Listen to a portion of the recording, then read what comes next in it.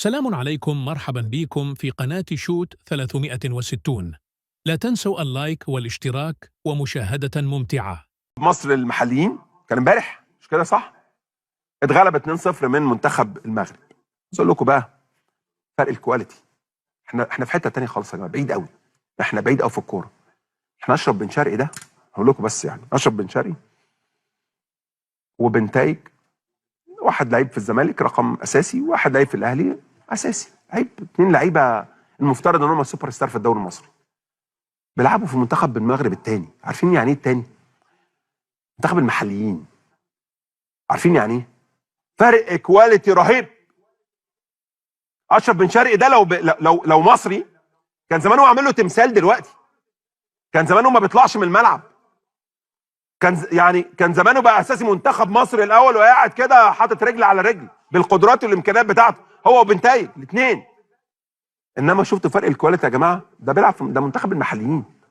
هو الاثنين منتخب محليين. شفتوا احنا وصلنا فين في الكوره؟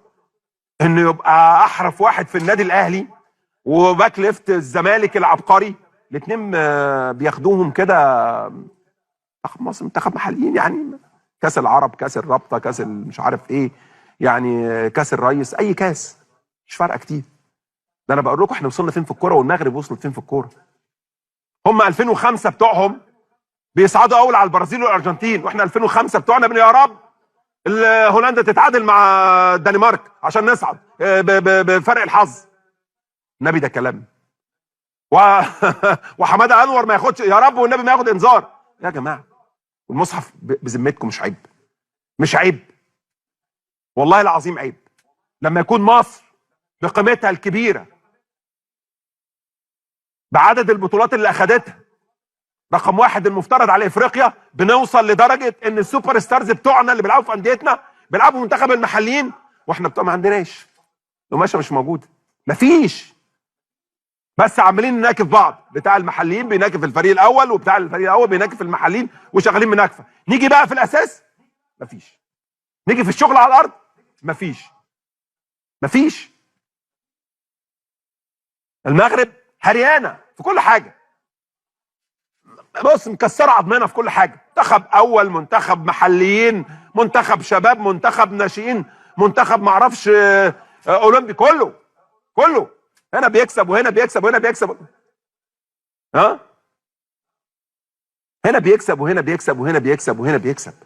منتخب الشباب بتاعه وصل لدور الثمانيه، ومش بعيد يروح في حته بعيده، يروح السيمي فاينل، يروح للفاينل، يروح في حته بعيده.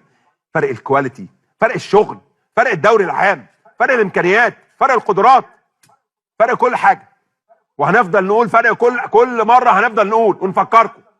اللي مسؤولين عن كره القدم في مصر بنفكرهم. رحنا كاس العالم، مبروك يا سيدي، الف مبروك يا حسام حسن، مبروك يا ابراهيم حسن، يا كباتننا الكبار، مبروك، الف مبروك، حققتوا الهدف.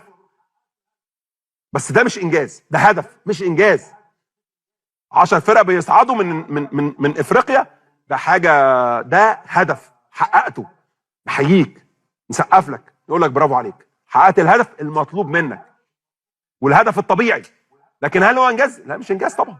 الانجاز ان شاء الله لما كابتن حسام حسن وكابتن ابراهيم حسن يروح بينا في افريقيا لابعد مكان، وفي كاس العالم للانديه، كاس العالم باذن الله تعالى يودونا في حته حلوه ومحترمه. الماتش اللي كله بيدور عليه ومحدش لاقيه، المغرب بتكسب مصر المنتخب الثاني 2-0 وباقدام محمود بنتايج. الماتش اللي اختفى من السوشيال ميديا ومن الاعلام ومن التلفزيون ومن اي حته ممكن تتوقعها، غير انك ممكن بس تعدي من جنب الاستاد تسمع فيه ايه اللي بيحصل. حتى بعد الماتش ما خلص وعرفنا النتيجه، مفيش اي صوره لاي لاعب ولا لاي موقف ولا لاي حاجه. بس الماتش اللي كنا دورنا عليه في الاخر طلعنا خسرناه 2-0. اللهم ابعد بيننا وبين المغرب كتير. هو المغرب يا جماعه عنده كام منتخب؟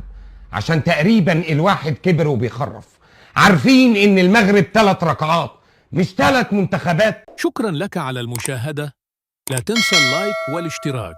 أراك في الفيديو القادم.